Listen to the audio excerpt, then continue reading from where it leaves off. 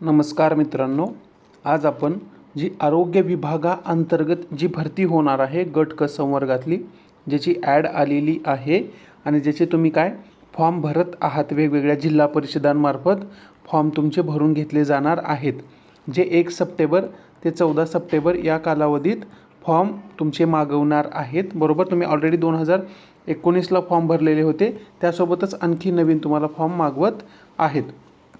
त्यामध्ये आरोग्य विभागाच्या ज्या भरतीमध्ये तुम्हाला फार्मसी ऑफिसर किंवा औषध निर्माण अधिकारी हे जे पद आहे त्याच्यामध्ये पात्रता काय आहे, त्याच्या प्रश्नपत्रिकेचा आराखडा किंवा अभ्यासक्रम कसा आहे आणि त्याच्यामध्ये प्रश्नपत्रिकेमध्ये किती प्रश्न येणार आहेत आणि तुम्हाला कोणते संदर्भ ग्रंथ वाचले पाहिजेत याबाबत आपल्याला व्हिडिओमध्ये तुम्हाला संपूर्ण माहिती भेटणार आहे. त्यामुळे पूर्ण व्हिडिओ नक्की पहा आणि आपल्या चॅनलला तुम्ही जर सबस्क्राईब केलेलं नसेल तर MPSC ग्रो टुगेदर या चॅनलला सबस्क्राईब करा.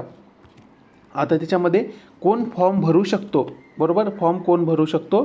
फार्मसी ऑफिसर किंवा औषध निर्माण अधिकारी. तर तुम्हाला पहिलं आहे तुमची 10वी झालेली असावी, ॲब्सोल्यूट सगळ्यांचीच होत असते. SSC झालेली असावी, बरोबर. त्यानंतर तुम्हाला या 3 पैकी एक तुमच्याकडे काय क्वालिफिकेशन असायला हवं. एक तुमच्याकडे डिप्लोमा फार्मसीचा डी फार्मसी झालेली असावी किंवा बी फार्मसी झालेली असावी किंवा तुमची M फार्मसी झालेली असावी. 10वी प्लस तुमच्याकडे डी फार्मसी, बी फार्मसी किंवा M फार्मसी यापैकी कोणतंही एक जरी सर्टिफिकेट असेल तर तुम्ही एलिजिबल आहात याबाबतचा फॉर्म भरण्यासाठी, म्हणजे तुम्ही पात्रता पाहिलेली आहे. आता त्यानंतर पुढचं आहे याच्याशी संबंधित सिलॅबस आहे. सिलॅबस खूप महत्त्वाचा पार्ट आहे. तुम्ही फॉर्म भरता परंतु त्याच्या संबंधी तुम्हाला काय वाचलं पाहिजे, कोणत्या बाबीवर जास्त किती मार्क येणार आहेत असं अननोन राहून चालत नाही. तर त्याला तुम्हाला फॉर्म भरल्यानंतर नोकरी पाहिजे असेल तर तुम्हाला खूप व्यवस्थित पद्धतीनं काय तर तुम्हाला सिलॅबस पाठ पाहिजे. त्याच्यासंबंधी तुम्हाला काय वाचायला हवं, किती प्रश्न येणार आहेत, ह्या सर्व बाबी तुम्हाला व्यवस्थित माहीत असायला हव्यात. आता तुम्हाला पहिलं सेक्शन आहे इंग्लिश, ज्याचे तुम्हाला 15 प्रश्न येणार आहेत. मग 15 प्रश्न कशा स्वरूपाचे येणार आहेत तर इंग्लिशमध्ये आहे ग्रामरमध्ये जास्त तुमचं ॲनोनेम्स, अँटोनेम्स आणि सिनोनेम्स आहेत. स्पेलिंग आहे शब्दांची, करेक्ट स्पेलिंग ओळखा. पंक्च्युएशन मार्क आहेत, क्वेश्चन मार्क आहे, एक्सक्लेमेटरी मार्क आहे, हा कसा वापर करायचा आणि टेन्सचा वापर कसा हे तुम्हाला विचारणार आहे. त्यानंतर व्होकॅब्लरीमध्ये तुम्हाला एडियम, त्याच्यानंतर फ्रेजेस आणि त्याचा अर्थ, त्याचा वापर कसं करायचा हे तुम्हाला परीक्षेमध्ये येणार आहे. त्यानंतर fill in the blank of sentence, म्हणजे am, is, are, was, were किंवा ए अँड द आर्टिकल असेल, हे सर्व तुम्हाला काय त्याच्यामध्ये डॅश डॅश करून तुम्हाला एका वाक्य दिलं जातं आणि तर या फिल करायचं असतं. ह्या गाळलेल्या जागी तुम्हाला काय भरता येईल किंवा खालीलपैकी ऑप्शनमधला कोणता पार्ट तुम्हाला तिथं वापरता येईल असे प्रश्न असतात. त्याच्यानंतर सिम्पल टेन्स स्ट्रक्चर, म्हणजे S + V + O, subject plus verb plus object, असं तुम्हाला काय स्ट्रक्चर असतं कोणत्याही सेंटेन्सचं. मग त्या सेंटेन्सचं ह्या सब्जेक्टच्या नंतर हाच वर्ब आला पाहिजे, आयच्या नंतर ॲमच आलं पाहिजे, बरोबर, ॲम, इज, आर जसं असतात. मग ते सर्व बाबी तुम्हाला एरर वगैरे देऊन गाळलेल्या जागात विचारल्या जाऊ शकतात. हे झालं तुम्हाला 15 मार्काची, तुम्हाला 15 प्रश्न तुम्हाला काय इंग्लिशवरती येणार आहेत. त्यानंतर तुमचा दुसरा पार्ट आहे मराठी, बरं. त्यानंतर पुढचा पार्ट आहे मराठी येणार आहेत. त्यावर सुद्धा तुम्हाला 15 प्रश्न विचारले जाणार आहेत, बरोबर. त्यामध्ये काय मराठीचं व्याकरण, वाक्यरचना कशी असेल, शब्दार्थ, प्रयोग ओळखा, त्यानंतर समानार्थी विरुद्धार्थी शब्द हे तुम्हाला येणार. त्याच्यानंतर भाषा सौंदर्य, त्याच्यामध्ये उपमा, अलंकार हा टॉपिक, त्याच्यानंतर म्हणी, त्यानंतर वाक्यप्रचार, त्याचा अर्थ आणि सामान्य शब्दसंग्रह तुम्हाला पाठ असला पाहिजे. त्याच्यानंतर महत्त्वाचं आहे प्रसिद्ध पुस्तके आणि त्याचे लेखक हे तुम्हाला विचारलं जाणार आहे. आणि जोड्या लावा, काही जर विशेष जे मराठीशी संबंधित असतील जोड्या लावाचे प्रश्न तुम्हाला येतील. हा झाला तुमचा मराठी आणि इंग्लिशचा सिलॅबस, जो किती मार्काला येणार आहे. तर हा 15 प्रश्न असतील आणि मराठीचे 15 प्रश्न, इंग्लिशचे 15 प्रश्न. तर तुम्ही आता वाचणार कोणत्या याच्या संबंधित, तर इंग्लिशच्या बाबतीत तुम्ही बाळासाहेब शिंदे सरांचं पुस्तक पाठ करून ते पाठ करण्याचा प्रयत्न करा, जास्तीत जास्त ते वाचण्याचा प्रयत्न करा. आणि त्यासोबत तुमचं मराठीचा विचार करत असाल तर मोरा वाळिंबे सरांचं पुस्तक आहे, किंवा तुम्ही जर अगोदर बाळासाहेब शिंदे सरांचं मराठीचं पण पुस्तक वाचलेलं असेल, दोन्हीपैकी कोणतं तरी, म्हणजे इंग्लिशला तुम्हाला बाळासाहेब शिंदे सरांचं बस म्हणजे सफिशियंट आहे, त्याच्या व्यतिरिक्त काही वाचायची आवश्यकता नाही. आणि मोरा वाळिंबे सरांचं मराठीला पुस्तक बेस्ट आहे. आणि जर तुम्ही आतापर्यंत बाळासाहेब शिंदे सरांचं पुस्तक जर वाचत असाल तर ते पुस्तक वाचा. हे दोन्हीपैकी एक, म्हणजे मराठीसाठी मोरा वाळिंबे किंवा बाळासाहेब शिंदे, या दोन्हीपैकी एक पुस्तक तुम्हाला सफिशियंट आहे. त्याच्यानंतर आता पुढचा पॉईंट आहे आपला जनरल नॉलेज. जनरल नॉलेजचे सुद्धा तुम्हाला 15 प्रश्न येणार आहेत. त्याच्यामध्ये करंट अफेअर्स असेल, इंडिया आणि महाराष्ट्र आणि भारताचं करंट अफेअर्स विचारलं जाईल. त्यानंतर भारताची हिस्ट्री विचारली जाईल. त्यासोबत तुम्हाला नागरिकशास्त्रसुद्धा विचारलं जाणार आहे. त्यानंतर भारताचा भूगोल, इथं महाराष्ट्र वगैरे जास्त विचारलेलं नाही, तर तुम्हाला भारताचा भूगोल विचारला जाईल. त्यानंतर भारतीय राज्यघटना विचारली जाणार आहे. त्यानंतर जनरल सायन्स विचारलं जाणार आहे. स्पोर्ट्स आणि कल्चरचे प्रश्न विचारले जातील. त्याच्यानंतर 2 महत्त्वाचे ॲक्ट आहेत जे तुम्हाला 2-3 मार्काला तरी येतील. एक आहे माहितीचा अधिकार अधिनियम 2005चा आणि लोकसेवा अधिनियम 2015चा. ह्या 2 ॲक्टवरती तुम्हाला काय येणार आहेत, प्रश्न येणार आहेत. त्यासोबतच इन्फॉर्मेशन अँड टेक्नॉलॉजी म्हणजे कम्प्युटरचे रिलेटेड काही प्रश्न आहेत. म्हणजे तुम्हाला वास्ट सिलेबस आहे आणि तुम्हाला 15 प्रश्न यामधून येणार आहेत. तर तुम्हाला हे सर्व बाबी लक्षात ठेवायला हव्या. याच्यासाठी तुम्हाला काय, तर तुम्ही जे आतापर्यंत वाचत आलेलं असेल ते शालेय पुस्तकं वाचा, किंवा तुम्ही जे तात्याचा ठोकळा वाचत आलेला असेल, किंवा तुम्ही प्रत्येक सब्जेक्टसाठी जे पुस्तकं वाचले असेल ते, आणि तुम्हाला हे राईट टू इन्फॉर्मेशन ॲक्ट असेल, तेव्हा महाराष्ट्र पब्लिक सर्व्हिस कमिशन म्हणजे लोकसेवा अधिनियम, ह्याच्या आपल्या चॅनलवरती तुम्हाला व्हिडिओ भेटून जातील. ते व्हिडिओ पहा आणि तुम्हाला ह्यांच्या संबंधित जे विषय असतील त्याच्या आपल्याला PYQ म्हणजे प्रश्नांच्या स्वरूपात तुमचा अभ्यास करून घेतला जाणार आहे.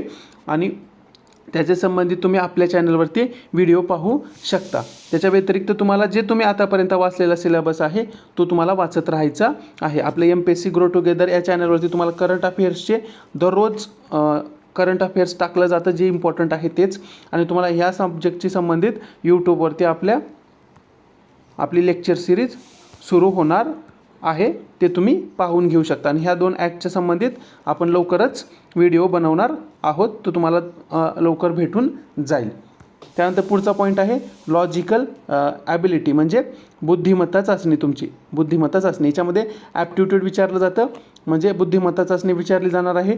त्यासोबत तुम्हाला गणिताचा बेसिक मॅथमॅटिक्स विचारलं जाणार आहे. त्यानंतर मॅथमॅटिक्स आहे, इथं तुमचं नंबर्स असतील, अल्जेब्रा, जॉमेट्री, स्टॅटिक्स, हे खूप मोठा वास्ट सिलेबस दिला आहे. त्यानंतर जनरल सायन्स हा सुद्धा पार्ट तुम्हाला इथं टाकलेला आहे त्यांनी, म्हणजे तुम्हाला 2 ठिकाणी इथं सुद्धा तुम्हाला सायन्स दिसेल, बरोबर. इथे सायन्स त्यांनी ॲड केलेला आहे आणि तुम्हाला इथे सुद्धा त्यांनी सायन्सचा पार्ट ॲड केलेला आहे लॉजिकल रिझनिंगमध्ये, म्हणजे physics, chemistry, biology, environmental science, हे सुद्धा तुम्हाला 15 प्रश्न येणार आहेत. म्हणजे त्यांनी डबल सायन्सच्या रिलेटेड तुम्हाला प्रश्न विचारलेला आहे. तुम्ही नॉर्मल जे पुस्तकं वाचताय किंवा सचिन ढवळे सरांची तुम्ही लेक्चर सिरीज ही जर यूट्यूबवरची ऐकत असाल तेही तुम्हाला सफिशियंट आहे. लेक्चर सिरीज यूट्यूबवरती तुम्हाला भेटून जाईल सचिन ढवळे सरांची. त्यानंतर तुम्हाला आता जे तुम्ही ज्या पदासाठी फॉर्म भरलेला आहात, बरोबर, म्हणजे औषध निर्माता अधिकारी म्हणजे फार्मासिस्ट ऑफिसर आहे, त्याच्याशी संबंधित तुम्हाला प्रश्न विचारले जाणार आहेत. किती, तर तुम्हाला 40 प्रश्न त्याच्याशी संबंधित असणार आहेत. म्हणजे 15 मराठी, 15 इंग्लिश, 15 जनरल नॉलेज आणि 15 तुमचं मेंटल ॲबिलिटी, असे हे 60 प्रश्न असतील. आणि 40 प्रश्न हे तुमचे काय, तर तुमचे हे सब्जेक्ट रिलेटेड म्हणजे ज्या पोस्टसाठी तुम्ही फॉर्म भरलेला आहे त्याच्याशी रिलेटेड तुमचे प्रश्न असणार आहेत. मग तिच्यामध्ये काय, तर general pharmacology, 1 type of drugs, त्यानंतर जनरल क्लासिफिकेशन ऑफ ड्रग्स, त्यानंतर drugs related drugs doses form, डोसेसचा कसं असतं, त्याच्यानंतर बायो अवेलेबिलिटी, त्याच्यानंतर इंडिकेशन्स, त्याच्यानंतर कॉन्ट्रॅक्शन, ॲडवर्स ड्रेसेस, रिॲक्शन्स काय होतात ड्रगच्या, role of antibiotic, clinical pharmacology, त्यानंतर न्यूरोफार्मॉलॉजी, त्याच्यानंतर सायकोफार्मॉलॉजी, त्याच्यानंतर कार्डिओवॅस्क्युलर फार्मॉलॉजी, म्हणजे त्याच्यामध्ये कोणते ड्रग्स डेंटल फार्मॉलॉजी म्हणजे ह्या रोगाशी संबंधित कोणते ड्रग्स वगैरे वापरले जातात, जनरल जे नॉर्मली माहीत असतात ते तुम्हाला माहीत असलं. त्यानंतर इंडियन फार्माकोपिया आणि ब्रिटिश फार्माकोपिया. तुम्हाला तर फार्मसी ॲक्ट 1948चा आहे. त्याच्यामध्ये त्यानंतर ड्रग्स अँड कॉस्मेटिक ॲक्ट 1940चा आणि त्याच्यामध्ये झालेल्या सुधारणा. हे तुम्हाला या ॲक्टच्या संबंधित आपण व्हिडिओ बनवूया, तुम्हाला फायदा होईल. त्याच्यानंतर फूड आणि ड्रग ॲडमिनिस्ट्रेशन कसं आहे, फूड आणि त्याच्यात अन्न व औषध प्रशासन, त्याचे अध्यक्ष कोण असतात, ते जिल्हा लेवलला कोणते अधिकारी असतात. त्याच्यानंतर ड्रग कसे स्टोरेज केले जातात, त्याचं कसं वाहतूक केली जाते किंवा त्याचं कसं मॅनेजमेंट, ड्रग कसे साठवले जातात ते. त्याच्यानंतर रोल ऑफ हॉस्पिटल फार्मासिस्ट, तुम्ही जर हॉस्पिटलमध्ये फार्मासिस्ट म्हणून जर तुमची नियुक्ती झाली तर तुमचा काय रोल असेल. त्याच्यानंतर कम्युनिटी म्हणजे आता जर जे आपल्या गावाकडे वगैरे औषध असतात स्थानिक लेवलला, बरोबर, ते कम्युनिटी फार्मसी असं असतं. त्याच्यानंतर गुड मॅन्युफॅक्चरिंग प्रॅक्टिसेस म्हणजे कोणत्या चांगल्या आहेत. त्याच्यानंतर डिसइन्फेक्ट्स आणि their constructions use of pharmacy in hospital हे आहेत. नंतर EDL ECL लिस्ट, त्याच्यानंतर standard list of drugs, consumable required run hospital. हे सर्व तुम्हाला काय सिलेबसचा पॉईंट, ह्याच्यासाठी तुम्हाला बेस्ट ऑप्शन मी सांगत जाईन की तुम्ही काय करायचं.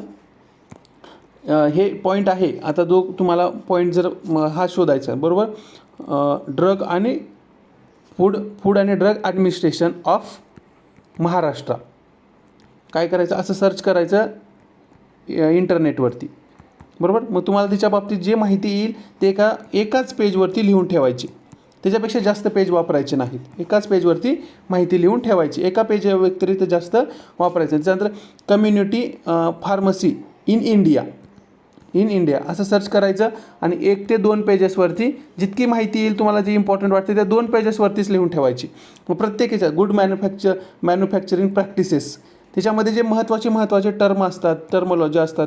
आता तुम्ही इतकं बी फार्मसी डी फार्मसी झालेलं आहे त्यामुळे तुम्हाला इंग्लिशचा प्रॉब्लेम नाही आणि तुमचं बऱ्यापैकी हे सिलेबसला कंप्लीट झालेला पार्ट असतो. त्या व्यतिरिक्त तुम्हाला अभ्यास काही करायचा गरज पडत नाही. तरी पण तुम्ही जे पॉईंट्स दिलेले असतात ते फक्त यूट्यूब किंवा तुम्हाला इंटरनेटवरती सर्च करून ह्याचे नोट्स बनवायचे आहेत. त्यानंतर प्रश्न आणि किती गुण आला आणि त्याची भाषा काय असेल प्रश्नाची, हे तुम्हाला याच्यामधून भेटेल. मराठीसाठी 15 प्रश्न असणार आहेत. प्रत्येक प्रश्नाला 2 मार्क असे 30 मार्क असणार आहेत आणि ते मराठीमध्येच असेल. इंग्लिश 15 प्रश्न 30 मार्काला, प्रत्येक 2 मार्काला असेल. त्यानंतर ते इंग्लिश लँग्वेजमध्ये असेल. सामान्य ज्ञानचे जे प्रश्न असतील ते 15 प्रश्न 30 गुण आणि ते इंग्लिश लँग्वेजमध्ये टाईप करून आलेले असते. त्याच्यानंतर लॉजिकल रिझनिंग जे प्रश्न असते ते 15 प्रश्न आहेत, ते सुद्धा 30 मार्काला आणि ते सुद्धा इंग्लिश मीडियममध्ये असतील ऑब्जेक्टिव्ह. त्यानंतर पदाशी संबंधित जे तुमचे प्रश्न आहेत ते 40 प्रश्न असतील आणि ते 80 मार्काला तुम्हाला असेल आणि ते सुद्धा इंग्लिशमध्ये विचारलेले असतील. हे टोटल तुमचे 100 प्रश्न 200 गुणाला असतील आणि याच्यासाठी तुम्हाला 2 तास वेळ असेल पेपरमध्ये. हे तुमच्या परीक्षेचं स्वरूप असेल. आपल्या चॅनलवरती तुम्हाला जे आपलं टेलिग्राम चॅनल आहे त्या चॅनलवरती तुम्हाला GS रिलेटेड आणि तुमच्या पोस्ट रिलेटेड जितकी माहिती आमच्याकडे तयार करता येईल ते आपण शेअर करत असतो टेलिग्राम चॅनलवरती. त्यानंतर आपलं जे यूट्यूब चॅनल आहे, यूट्यूब चॅनलवरती तुम्हाला जे GS रिलेटेड असेल, त्याच्यानंतर फार्मासिस्ट ऑफिसरशी संबंधित 1-2 पेजेसच्या ज्या नोट्स असतील तिचे व्हिडिओ आपण लवकरच घेऊन येणार आहोत. ह्या 2 बाबी तुम्हाला इथनं भरपूर कवर होतील. आणि मॅथ अँड रिजनिंगच्या तुम्ही ढवळे सरांचे व्हिडिओ पाहू शकता, तिथनं तुमचं कवर होणार आहे. तुम्हाला व्हिडिओ कसा वाटला तर व्हिडिओला लाईक करा, तुमच्या मित्रांना शेअर करा आणि चॅनलला सबस्क्राईब करायचं विसरू नका. थँक्यू मित्र.